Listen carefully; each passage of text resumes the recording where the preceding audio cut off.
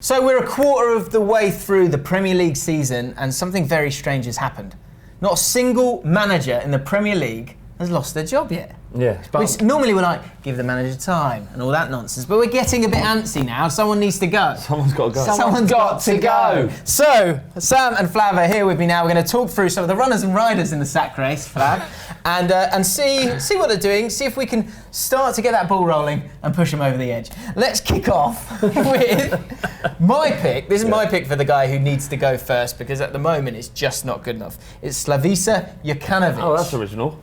It's not original at all. What do you mean? Well, he's favourite to be sacked. Well, it's like my pick. It's like you've given us some sort of insight here. No. Why, Jim? Why should he be sacked? Well, the interesting thing with this whole thing is the fact that actually no one is sort of Lopetegui bound. No one's like dead man walking. Definitely on their way out.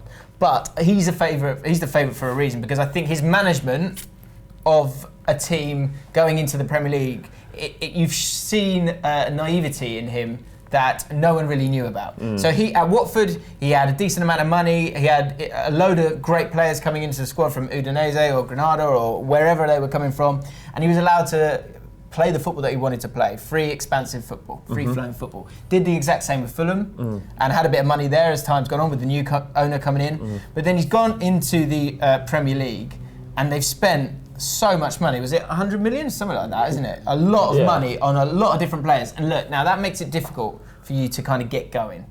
But if you've got that difficulty, then the first thing you should be concentrating on, for me, is the defence. Because you're going into games now, it doesn't matter how much you spent really, even Wolves are being smart with it. You've got to grind out results at times. You've got to be able to keep the ball well and you've got to have a good, solid defence. The fact that they've signed 12 players and the fact that they haven't played the same back four once is just dumb. The bookies have got him 11-4 favourites to go first. He's taken over from Jose Mourinho after the weekend results. That was the indecision, the not trusting or not knowing his first 11. The fact that Ryan Sessegnon's played in 5 different positions so far. Wow. And he isn't firing as well. So I think he's found the step up to Premier League quite more difficult than we anticipated. Which is understandable. When you spend that kind of money, it can't all be on him. So you have to create a unit there. The amount of goals that they've conceded, I might be wrong here. I feel like it's like 28 or something crazy. I think the most in the Premier League. That's what's killing. I think the reason he's number one is not really got much to do with him himself. It's the context of Fulham. They've got a new owner. They've just spent a barrel load of money. They're going to be the club that pulls the trigger first because they've spent so much. If they spend that much, they're not just going to sit there and wait for him to turn it around. He'll just get the boot quick. Sure, I think that's a good point. I think you're just like Jokanovic, who's stepped into something new. With the owner, it'd be interesting to see what kind of owner is this guy. Is he a guy who's going to go, look, hurry up? Because actually you've seen comments from him coming out saying it's ridiculous, he doesn't understand why there's been any kind of rumours that he's in trouble with his job, despite the run of results that they've had. If he doesn't understand, no, I agree. I agree that you said it. I'm saying that if he doesn't understand why there are questions around him, then he doesn't understand football. But I guess him saying that is that. Can you believe that? What we're going to find out in the next month. It's like getting the dreaded vote of confidence, isn't it? Exactly. It doesn't mean anything. No. Exactly. For me, he's favourite for a reason. I think there's basics there of like you've got to be resolute and ready to work hard at different times. And there's games that with the squad that they've got, they should be doing a lot better. So and he's a bit sulky, isn't he? So I can imagine him just like. He'll have a meeting with the boss and he'll go. So look, do you want this job or not? And he'll just go. Yeah. You don't like the sulkers, do you? Not big on sulkers, no. Speaking of which, next up, gave you the Jose Mourinho. Jose Mourinho, 5-2 currently in the old third season syndrome. Sam, hello. Is there any chance that he would either leave because the old Real Madrid job is kinda there, or probably not, or could it get so bad, lose to Bournemouth, lose to Juventus again, lose the Manchester derby, that he could actually get the sack? If you look at what's happened at United since Fergie went, and we've sacked David Moyes and we've sacked Louis van Gaal. When we sacked both of them, we were mathematically out the top 4. That's when United pulled the trigger on our last 2 managers, and I don't think they're going to put it too soon on Mourinho. I think they're going to wait. I don't know whether it's the right or the wrong thing to do. If they're going to do it, and it isn't working, and they don't want him in the manager there anymore because he's fallen out with the board, because they don't agree with what he's doing, then do it earlier. But I don't think they will. And if you imagine, like, I think we spent about 7 million on a payout for Moyes, 10 plus on Van Gaal. Mourinho's just signed a new contract in January for 3 years. Fortune. I think it's 20 million plus if he goes. Really? That's a good point. That in itself is a reason not to. And I think United are now stuck in a position where the CEO, which is Ed Woodward, has fallen out with Jose Mourinho over one thing or another, but probably to do with the transfers in the summer and who had control of that. But I don't think it's going to lead to Mourinho getting sacked. Then again, if we lose to Juventus, we go out in the Champions League at the group stage, we lose to City in the league, and with 13, 14 points off before the start of December, then you'd have to ask questions. I just don't think it will happen. It's interesting, isn't it? Like, when is that moment for a club that big with a manager with that kind of CV? The thing is, it's not like their club can't recover from whatever season they have.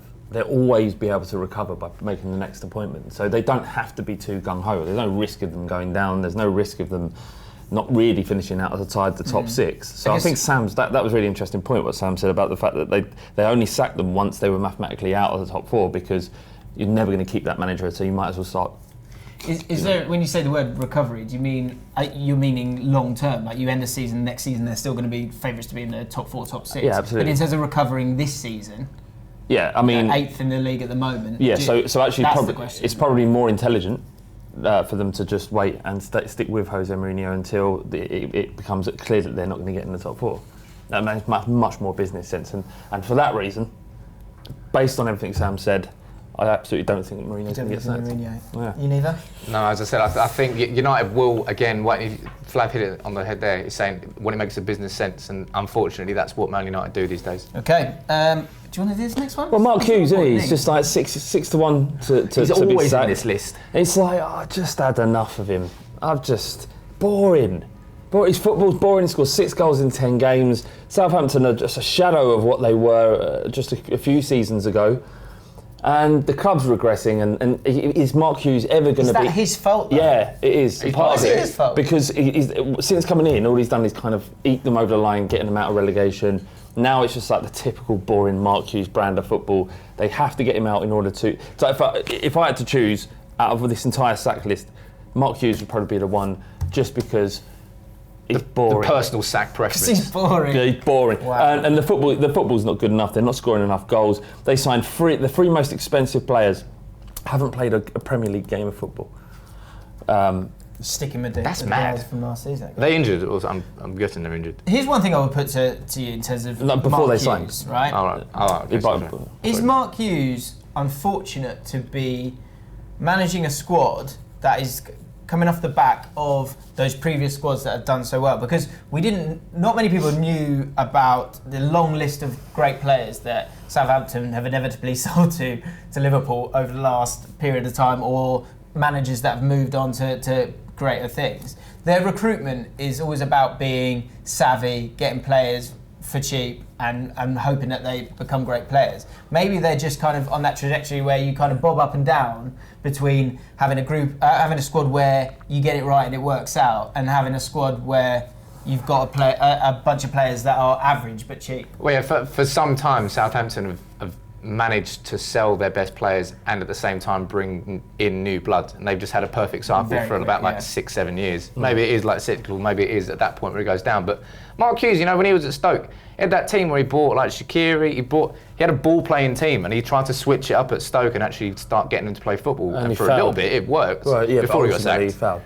Southampton, as ever. I know. QPR, what did he do? Failed. Stoke failed. Man City, I think. Well, he did okay, Man City. He did okay. He's the queen sulker, by the way. If you're talking about all the sulkers, he's the queen. Yeah.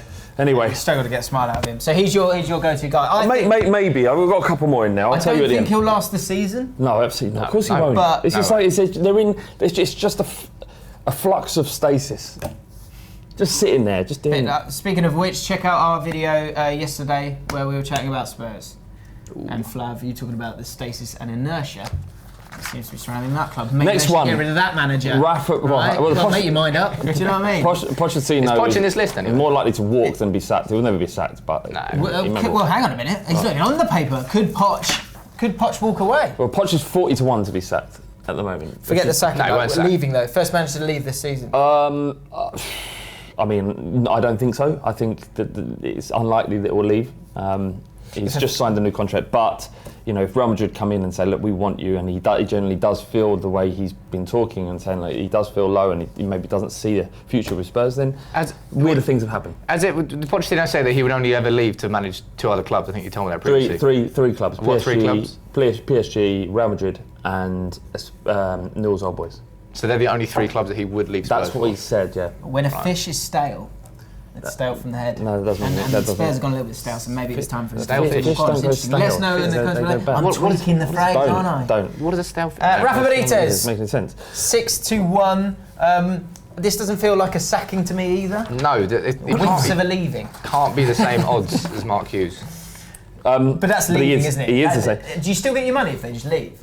No, if you resign, you lose your money. You don't get your money on the It's like mutual consent. That'll be the line. There might be an agreed payoff, but that's. In terms of a manager being first to go, I think he is right up there as someone who might just get to, because for him it's a switch, isn't it? In his mind, he goes, "This is bollocks." Yeah. At what point does he go, "Fuck it"? Yeah. I think he weirdly has an affection for the football club. He kind of does. Yeah, totally. He really likes what's going on up there and the fan base and stuff. And he went down with them and he brought them back up. And he is a really good manager. He's way too good for that situation to muck about with that bollocks. Yeah, I think he sees a lot of parallels between Newcastle and Liverpool in terms of the cities and kind of how much that football club means to each city. Yeah. This is different, isn't it, with Benitez? But the other guys, you've got Mourinho has. I mean, I know he's moaning saying he hasn't been given enough money, but he's been given a decent amount of money. He's been given a lot. Jokanović has been given enough money, so those guys have kind of let down the fans. Maybe Benitez, it's the other way around. The owners let him down with only 30 million to spend. And so he might walk away. Well, what's he waiting for? What is he? He's waiting for Ashley to sell the club. Do you think? That's because he was supposed to sell it about 18 months ago. How long ago? And he sees the potential in the club. He sees as soon as that owner goes out and someone comes in and actually spends a bit of money, I want to be the person riding that horse. And that sounds good. And he also knows that he's unlikely to be replaced, isn't he? Because Newcastle wouldn't be able to attract a better manager. Who are they going to get in if they sack him? Absolutely. Well, but even if the new owners come in and have different ideas, they're not going to see beyond Rafa Benitez. Yeah. No. So I don't think there's any danger in that. But how long do you wait? Well, Ashley keeps going to the games now. Like, for a long time he wasn't even going to the games. He's there. He's in a suit and tie. He's That's ready nice. to sell. Give him some money. No, I agree with all that. But the way that it works out for Newcastle fans is Ashley sells up, and I know it's only a tiny thing, but the fact that he's going to the games, maybe that's part of it now. That Mike Ashley peaked when he was there, and he was there in the shirt, like necking the pint. Yeah. And I had the video of that in the ground. That was a high or a low, depending on your point of view. I think it was and final two that we're going to talk about down at the bottom of the league: Neil Warnock 8-1, David Wagner 16-1. Neil Warnock, obviously a QPR fan, so I've had to deal with him in the past, and some fans loved him, some fans don't love him. Where were you? I didn't really like him, to be honest. I thought he was kind of petulant, which I'm not really into. He's a bit angry, isn't he? He's a little bit angry. But that team is going to play a very functional type of football, and at different moments during the season they will get points and they'll be right down there, but as will Newcastle, as will Huddersfield, and for them it's if they can stay in the race to kind of stay up, I'd be amazed if they sacked him. I don't think they'll sack him because they haven't backed him properly. They spent £27 million in the summer transfer window compared on championship players. Yeah, exactly, compared to Fulham's 100 million and Wolves have spent 80 million. I don't think they expect anything of him. I think actually Warnock's got them with a championship side, got them playing pretty decent football. They're quite pragmatic at the back. They're playing better football than. They're giving themselves a chance. Yeah, and they're not passing it around nicely, and they mullered Fulham. And there is a chance there. If he keeps them up, he has to be in contention for the manager of the season. Yeah. The task is so difficult. If that is the case, then why is he on this list? Because they are right down around the bottom, and sometimes bookies have got to look at it and see where the value. If his price is so high and he loses £300, he goes. So I think he's on the list because of where they are in the league. But it's a bit of a shame for him to be considered at this stage. I don't see him leaving. I wouldn't say it's a shame for him to be considered. They have been pretty abysmal this year. No, they haven't been abysmal. You don't think so? No, I think their performances have been better than their. They've been better than. I give them more credit because of what they are and the players they have than perhaps Fulham, because they've spent much more. But if you look at what they've spent, I think Warnock's got them playing actually fairly decent football. I've seen them a couple of times this season, and I've liked what I've seen. They've been unlucky in a few games. He knows every trick. he knows he's got that Tony Pulis Yeah. understanding. I mean, the only tricks of game. thing you do if you sack Warnock is bring Allardyce in. If you're a club like Cardiff, Why you put Allardyce forward for every job?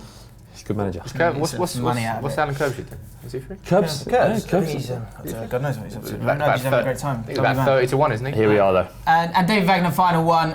This is really funny because it's not funny. It's strange because there's such goodwill towards David Wagner, and I'm sure the Huddersfield fans, again, a bit like Cardiff, at times they're happy with the performances. And the thing that gets labelled at Huddersfield is that in the middle third, they're really nice, really good side, pass the ball about well, and do create chances at times.